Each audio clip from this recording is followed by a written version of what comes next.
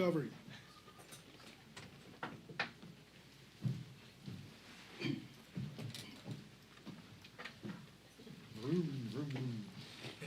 Get like a motorbike sound. Oh, that's funny. Well, good morning, everyone. Last week, Americans saw the result of Republican policy.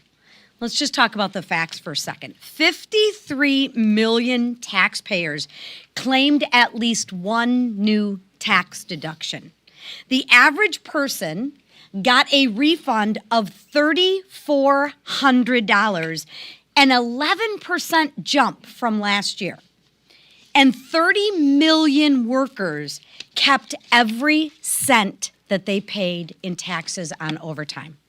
That makes a difference, folks. And I bring it up again because it's the perfect example of what we're dealing with. Every single Democrat voted no on these tax cuts. That's because, and I say it every week, every single Democrat voted to raise your taxes. Every single Democrat thought that the government was a better steward of that $3,400 that you brought home than you were. Republicans think you actually are a better steward of your money. But think about it. That's crazy what the Democrats are doing.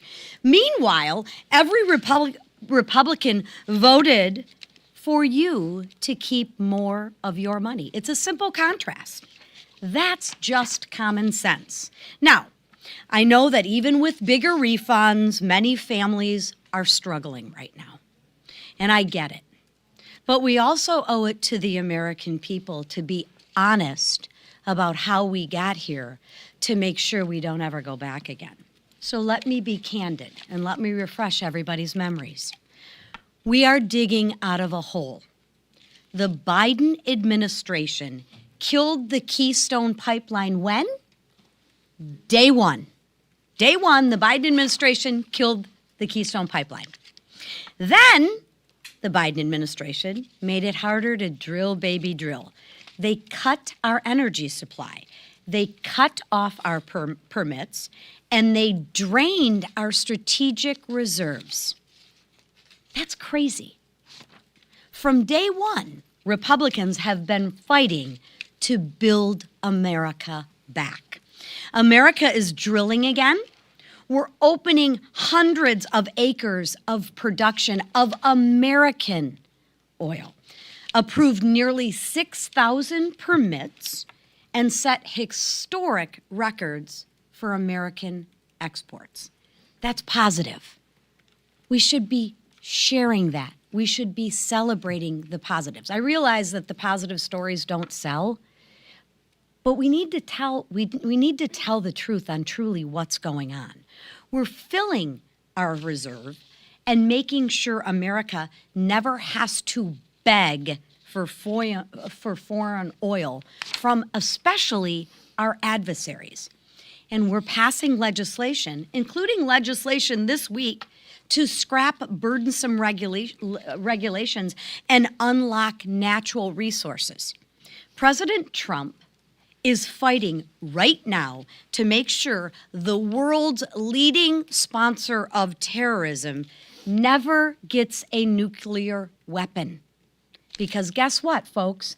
They tell you they will use their nuclear weapons to kill Americans. And guess what? I actually believe them when they say that. Biden's policies made it harder for America to do that. Period. I'm not passing the buck. I'm giving you the facts. It's crazy that Democrats closed the Keystone Pipeline. It's crazy to rely on our enemies for our oil and our natural gas. And it is crazy to sacrifice our national economic security for woke Green New Deal talking points. So no, energy prices aren't where any of us want them to be. But energy policy is moving in the right direction because Republicans are leading with common sense. Common sense like reopening the Keystone Pipeline. That's common sense. Reinstating drilling permits is common sense. Slashing burdensome red tape is common sense. And you know what? The American people know the difference.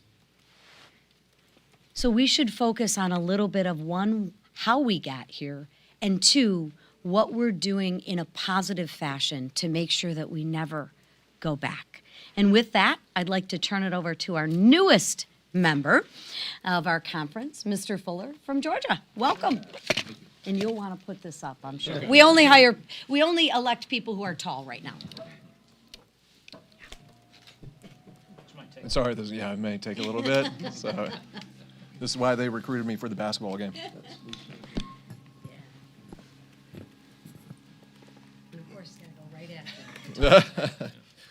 Well, good morning, everyone. I am the new guy. My name is Clay Fuller. I'm representing the mighty 14th District of Georgia. And I grew up in Appalachian communities and rural communities, and for far too long, Washington, D.C. has ignored those communities. It's something that was so eloquently put by our Vice President, J.D. Vance, in Hillbilly Elegy. And those good folks on Main Street and in rural communities in Appalachia, they don't have a lobbyist. And I'm so happy to be here on Capitol Hill to not only fight for them and be a warrior for those communities and be a warrior for a leadership team to fight for those forgotten communities. Thank you. A leadership team to fight for those forgotten communities. Thank you.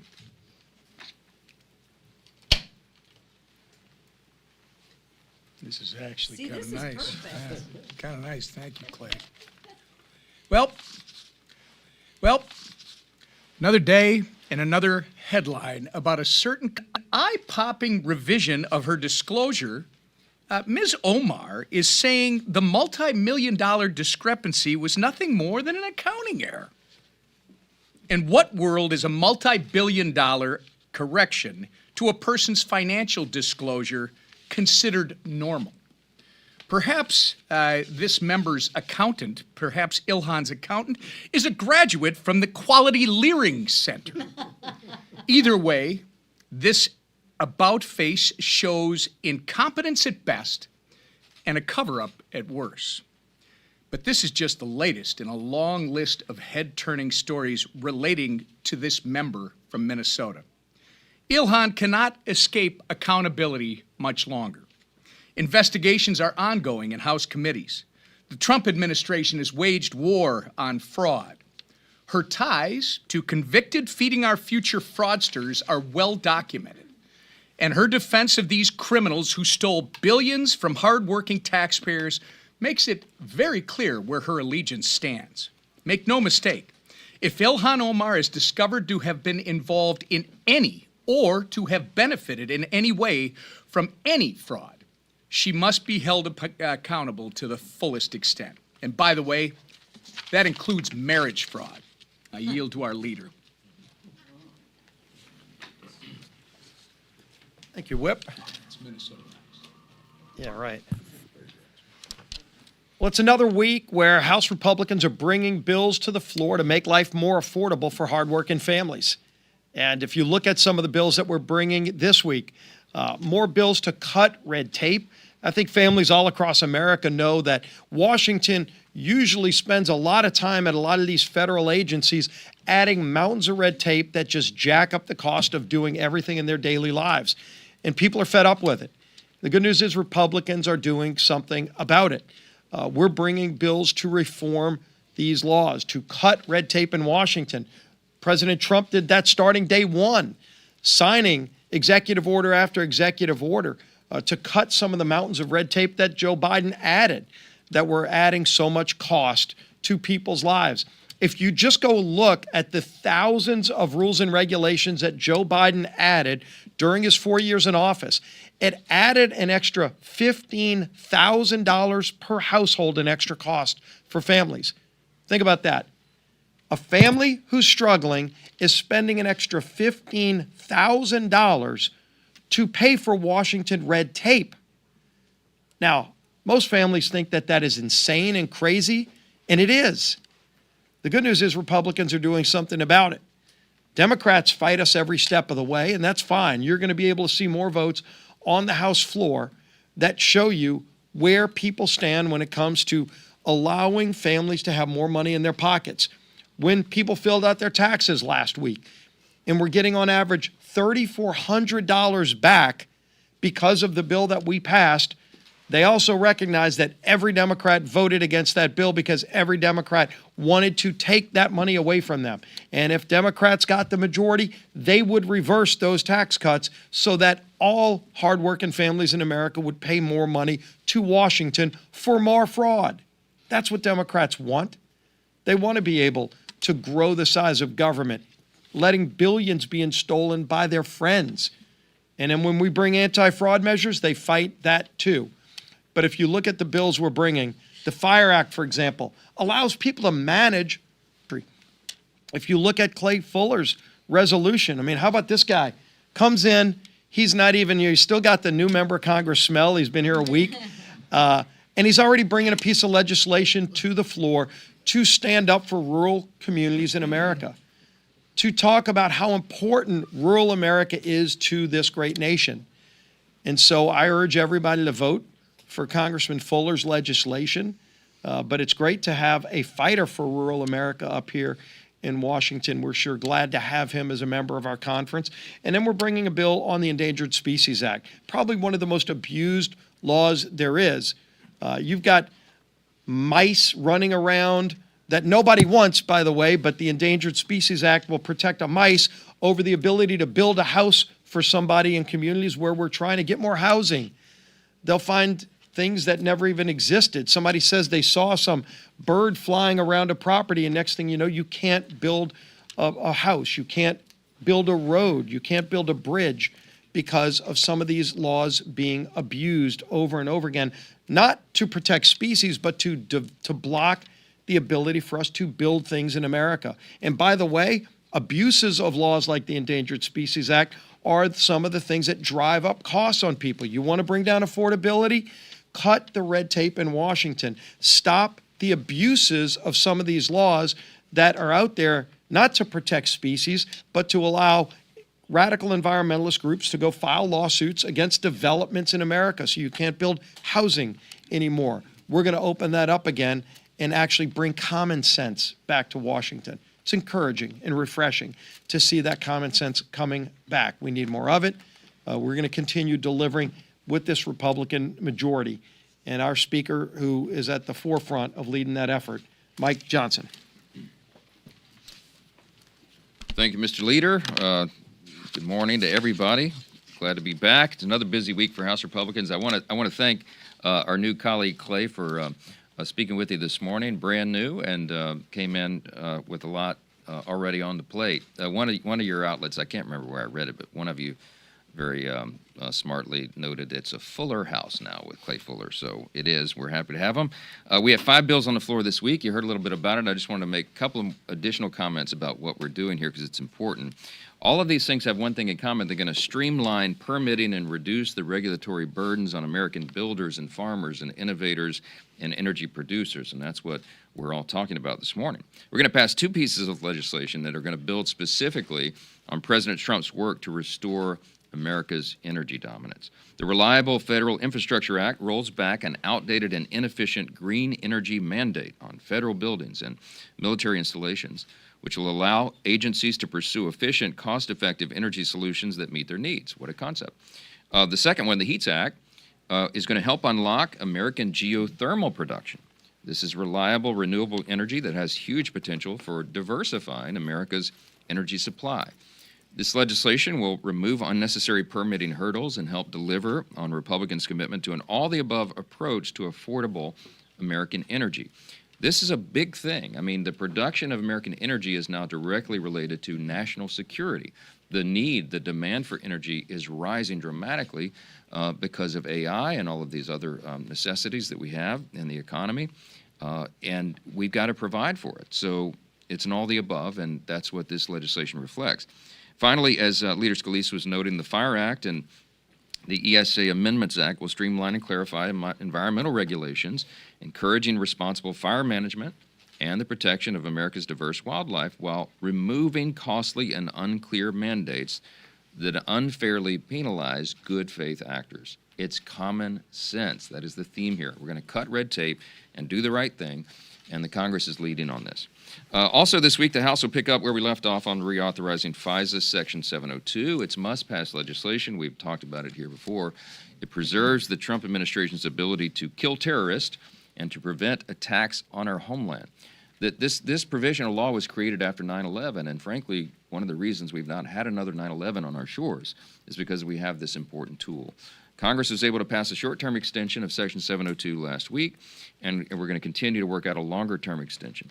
We're confident that we'll be able to find strong bipartisan consensus that builds off of the really meaningful reforms that we included in the legislation the last time we reauthorized it. We did that in 2024. 56 reforms, and they're working just as we planned. And that was we were successful because that was a sensible set of changes.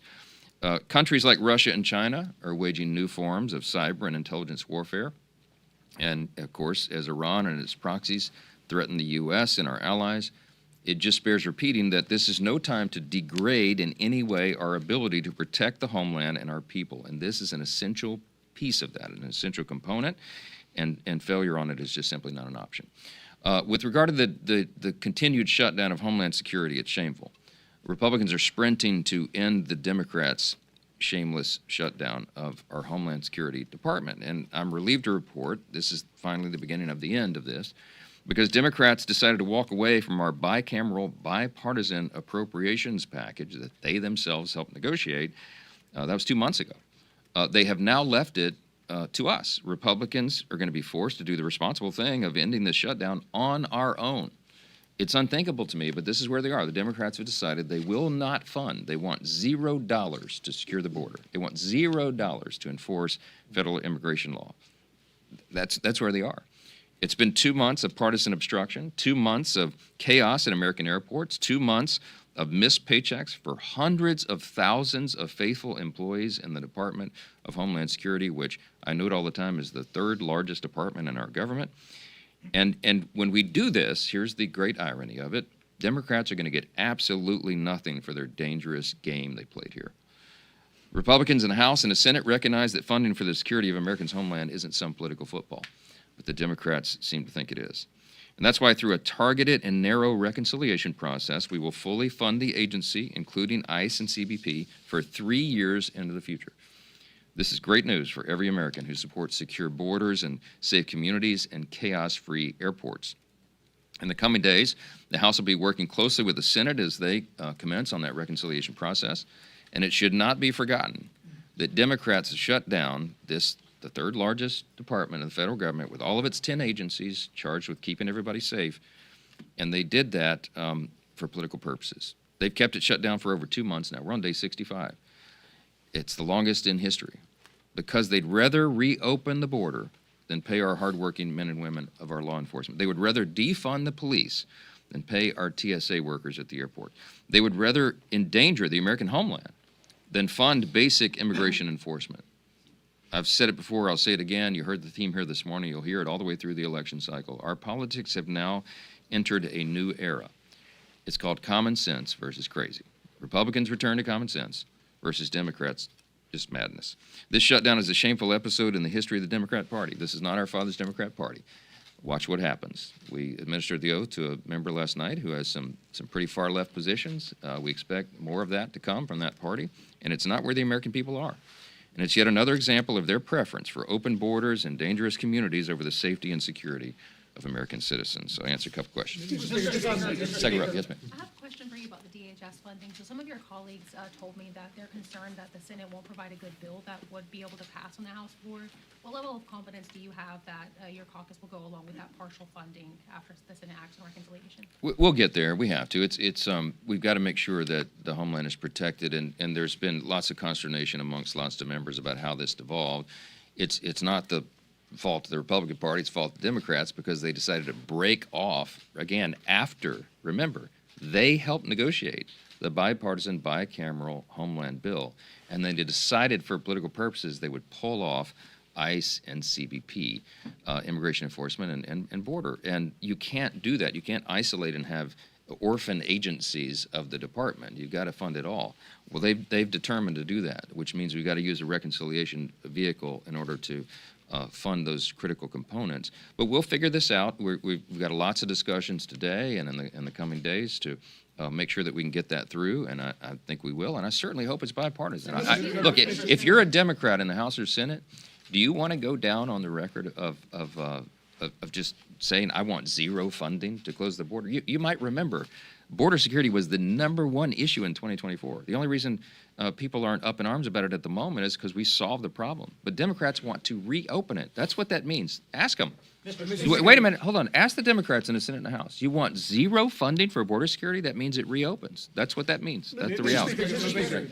On that bill, I mean, take your point on the bill, but the White House is paying DHS employees right now, but Russ Vought and the administration have warned they're going to run out of money for that. So is there any chance of passing that bulk of DHS bill before reconciliation if there seems to be progress on that, to avoid another lapse and to get most of the department running? The sequencing is important. We've got to make sure that we don't isolate and, as I say, make an orphan out of key agencies of the department. And there's some concern on our side that if you do the bulk of the department first before that, then they could be left out.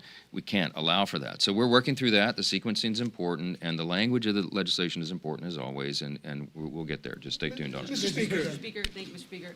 Do you have faith in the House Ethics Committee? It's really the only avenue that members can police one another up here on Capitol Hill, yet there are still reports of misconduct, reports of inappropriate relationships, and there have been investigations that have been ongoing for months with no resolution in sight. Do you have faith in the committee? Yeah, let me say this about the House Ethics Committee. This has been, this committee and this cycle and the last cycle, I mean, this has been, the last two Congresses have been very busy for the Ethics Committee. We live in an age, look, let me just back up. There's always been untoward activity among political figures. I mean, going back to time immemorial, right? There's always been marital infidelity. There's always been despicable behavior. It occurs to us that it may not have always been exposed and as transparent as it is today because of the very active press corps and 24-hour news cycle and smartphones and everything being recorded. And so what that means is the House Ethics Committee is an essential component of this institution. They keep the faith in the institution by policing their own members. And when allegations are made against members of Congress, they take it very seriously. There's a number of deliberate steps that are taken where due process is provided. Now, you can't just take action against a member based on allegations. There's got to be some element of due process, and it's an important part of our constitutional system and traditions. And so our ability to do that in the House is governed by the bipartisan House Ethics Committee. You cannot take a step forward against a member unless there is a bipartisan vote. There's lots of safeguards in there for the due process. Sometimes it takes a long time. I'll note this with Sheriff McCormick, for example, who have her effectively her sentencing phase of her of that process today. That's a very rare thing. The last one was in 2010 against a former member, Charlie Rangel, because typically when a member is facing serious charges, they will just resign from Congress. You saw two examples of that last week. This particular individual decided not to do that. I mean, she's gone all the way, and she I won't say, I don't know if obstruction is the right word, but she certainly delayed the process. They've been working for over 2 years on an investigation of these allegations against Sheriff McCormick. She did not cooperate. She fought them at every turn, and so that takes longer and longer for it to go through. Look, I think that the Ethics Committee, in a bipartisan fashion, I think the members are all there in good faith. I think they're doing their best to do good work in very difficult circumstances, and we rely upon that work. And we insist upon due process because we have to, because it protects it protects the institution and it protects those who voted to send everybody here, the people. That's what this is about. So look, we're going to police this institution as best we can. We're going to admonish members when they get out of line. We're going to censure them when necessary. We kick them off committees when necessary, and on a rare occasion, they get expelled. That may happen here shortly, and we'll see what happens. Mr. Speaker, thank you, Mr. Speaker. So in the case with Mr. Swalwell, women didn't feel safe reporting to Congress. They had to go to the press. The same with the same with Mr. Gonzalez. What reforms can be put in place so that female staffers feel safe coming and reporting so that they don't have to go to the press? It's a great question. I mean, we are looking at every potential avenue to tighten up the rules and make sure that women have an avenue to report. You may know this. I have 2 daughters who work on Capitol Hill on committee staffs, okay? Very serious to me, all right? I'm a father. I'm not just the Speaker of the House. I'm a member that is directly, involved in this. For that very reason, we have to protect women and anyone who feels like there's any inappropriate behavior whatsoever. So if there are ways to tighten the rules, suggestions, we're seeking that from all members. We're open to that. And I suspect you'd get bipartisan, almost hopefully unanimous support to do that. We have a lot of mechanisms in place, but we're always open to making that safer and more secure. And I will lead that myself for the obvious reasons, okay? So we're doing the best we can under difficult circumstances. I will say this.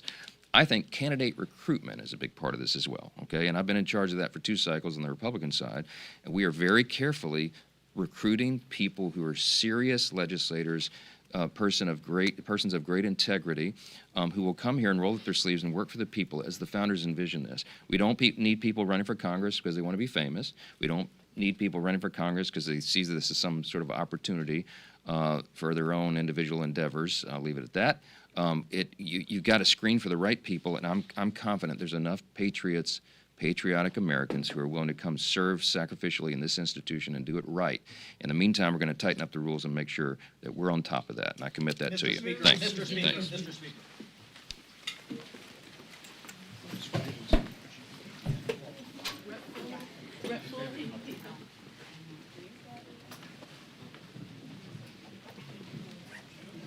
I didn't give him too hard of a time this time.